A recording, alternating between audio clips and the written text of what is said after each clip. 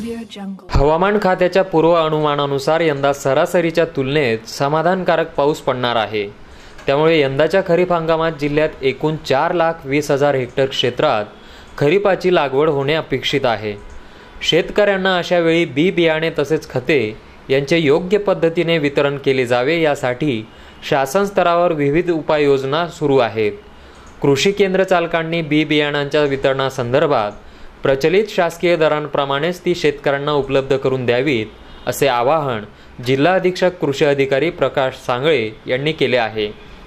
खरीप हंगामासाठी जिल्ह्यात आतापर्यंत बीटी कापसाची 9 लाखांपेक्षा अधिक पाकिटे उपलब्ध करून देण्यात आली असून त्यामुळे त्यांच्या विक्री वितरणावेळी कृषी केंद्र चालकांनी शेतकऱ्यांसोबत योग्य समन्वय साधत त्यांना आवश्यक त्या बी बियाणे व खते प्रचलित दरांप्रमाणे उपलब्ध करून द्यावेत असेही आवाहन कृषी अधिकाऱ्यांनी प्रसार माध्यमांशी बोलताना यावेळी केले। पूर्वतयारीच्या दृष्टीने तयारी करण्यात आलेली आहे।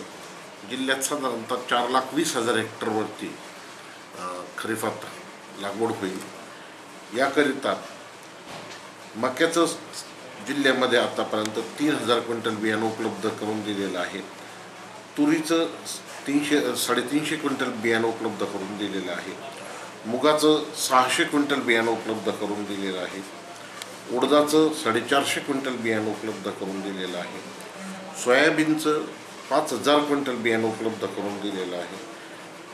त्याचप्रमाणे कापसाचे 9 लाख पाकिटांपेक्षाही जास्त पाकिटं आज रोजीपर्यंत आपण उपलब्ध करून दिलेली आहेत। आणि या सर्व याचा उपयोग हा आताच्या खरीप हंगामाच्या पेरणीकरता होईल।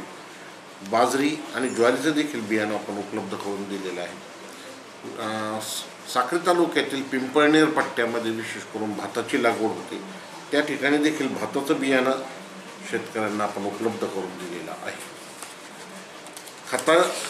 जिल्ह्यामधले खताचे साधारणतः 41,000 टन खतं उपलब्ध करून दिलेली आहेत आणि यात